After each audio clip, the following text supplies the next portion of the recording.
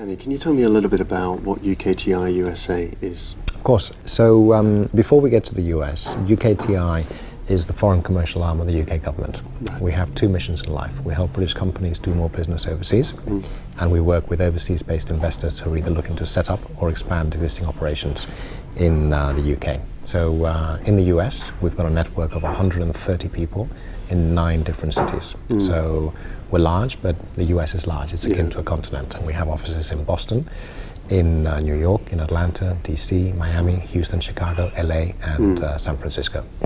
Every year we help around 4,500 British companies do more business in the US. And last year we helped 423 US companies who either set up or expanded operations in the UK, which actually is an all-time high. But it just shows that there is such an amazing critical mass of either big investors who are looking to do more, or medium-sized investors looking to do more, and also first-time investors. And what would you say characterises US investment? I mean, it's clearly enormous. There's a large volume of investment coming into the UK. What characterises US investment as opposed to, say, investment that might be coming from elsewhere in the world? Well, I think one of the things is its quality. So we've been focusing a lot over the last few years in making sure that the investment we attract is what we call high value to the UK. And that is looking at the amount of innovation that they're bringing into the UK, the amount of spend in R&D, the level of salaries, and all of the various components that basically allow us to focus on, as I say, the companies that we think are bringing the highest value to the UK economy. Last year, we made sure that at least 30% of all of the companies that we attract were high value. And to define this, we have a very a great set of both quantitative and qualitative metrics that determine whether that project is high value or not. And we actually achieved 40%, and that number will continue to increase. I think from a US perspective, it's the value. Brilliant. Now, we've been talking a little bit today about the Northern Powerhouse. We're currently sat in the Northern Powerhouse within 70 miles of where we're sat now. 100 years, 200 years ago or more, steel, textiles, manufacturing processes were housed here and were created here and developed, which had an impact across the world. Do you see the Northern Powerhouse and that heritage, do you see us building on that with greater connections, greater connectivity with the US? Yes, I mean, for US investors it's all about now and the future, but clearly looking back at why we are in a place like we are right now, and its history and its rich history of actually shaping what the modern Western industrial world became is very important. The reality is that investors want to know where we're heading. And I think that the Northern Powerhouse now really neatly brings together tremendous sectoral excellence, a number of cities that people in the US were not necessarily aware of, and if they were, they thought they were individual cities. All of a sudden now they're on the same team. And the north of England can be championed, I think, very richly, very strongly, and that's exactly what we UKTI should be doing overseas, helping both the existing investor base and all of the various stakeholders who are looking to make the Northern Powerhouse or make sure that we realize the level of ambition that we have as strong as it should be, and I think that that's where UKTI plays a big role. And what will Northern Powerhouse look like in the US? How will your teams engage with it and take it to US investors? Well, the first thing to say is that we're not starting from scratch. We have been marketing, showcasing the north of England for a very long time.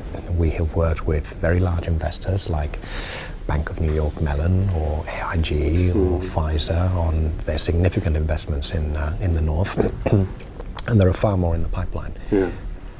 But it's key to me that my team, the 130 people I mentioned in the US, get to spend some time here and understand with the granularity they need to what the offer is. Make sure that they realize that the offer in Sheffield and Leeds and Hull and Liverpool and Manchester is different depending on the sector, but how, to my point earlier, together with the right investment in infrastructure, with the right transport links, with the right investment in skills, and education, bringing together the cultural and tourism agenda. The entire proposition is as strong as it should be.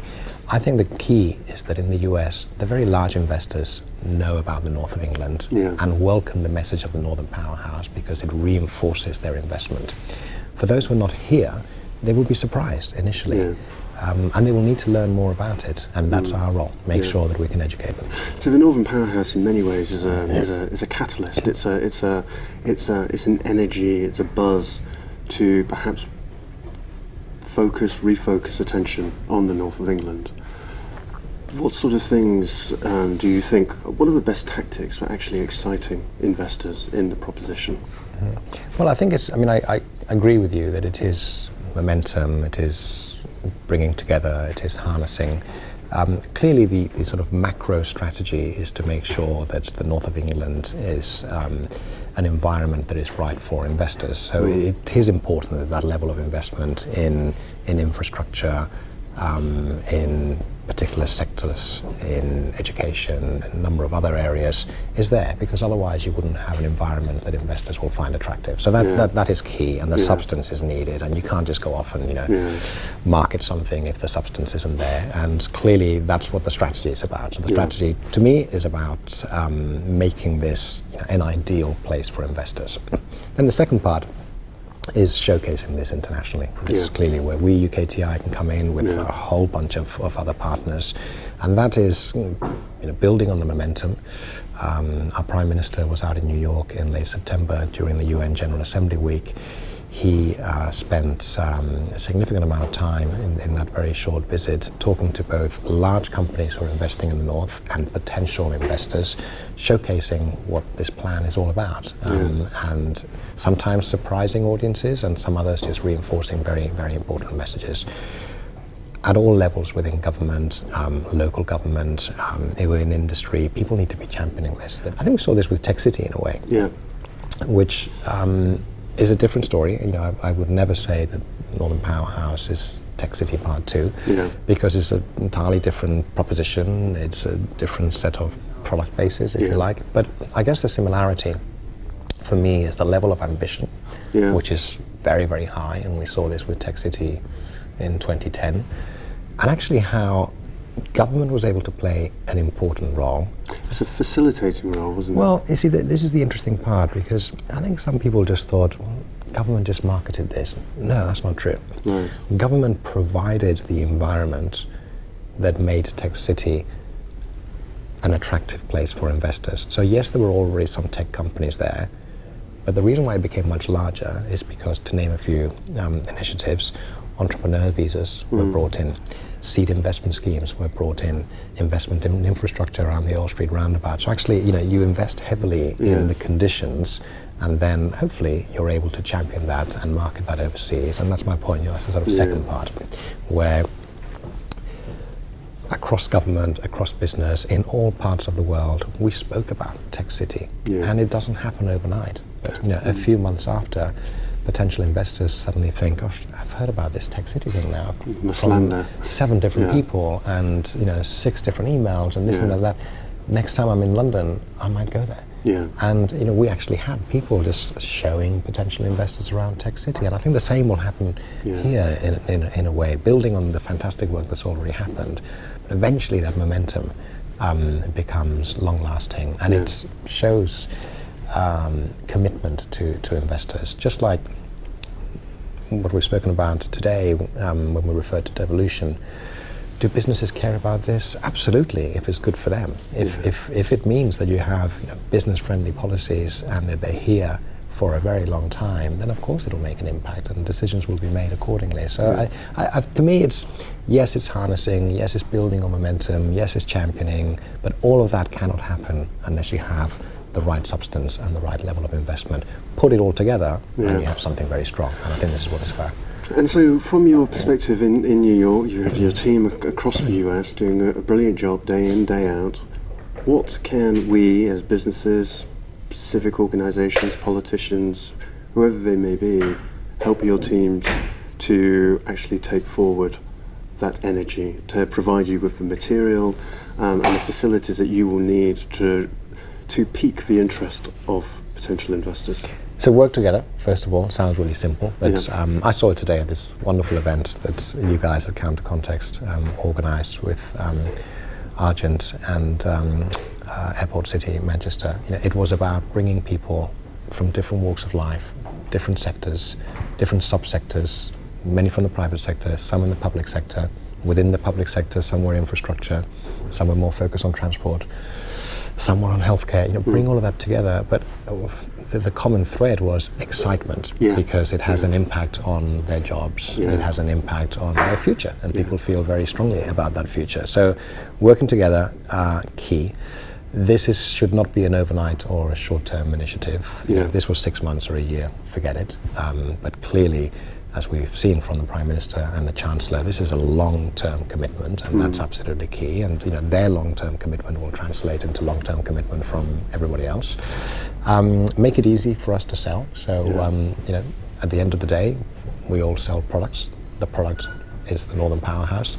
Let's make it easy. Let's make sure that we have some top-level messaging, that we can drill down nicely individually into each of the cities and each of the areas. We need help from everybody here to make that happen. Let's bring people over. We can help that, but we'll need people to facilitate that.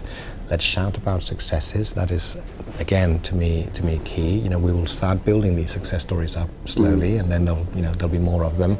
Every time we have one of them, we should all be shouting about it. We should all be showcasing it. Talking to people about it. Social media, you name it, and eventually you create momentum. But I think as you know, my message to you is that in UKTI, I'm speaking for the US because that's the network I manage, but UKTI across the globe, and also colleagues here in England, we're here to make this a reality. We're all on the same team, and there's a lot of resources, and half the times people don't know about them. When I spoke about 130 people in my UKTI network in the US, I could see people at the event thinking, that's a big figure, and it is. But, let's not forget, as I said earlier, 423 US investment wins last year. So we have a lot of resource, but we also deliver a lot. The key is to make sure that people here understand that delivery can and should be focused on the north as it is on the rest of the country. Yeah, brilliant.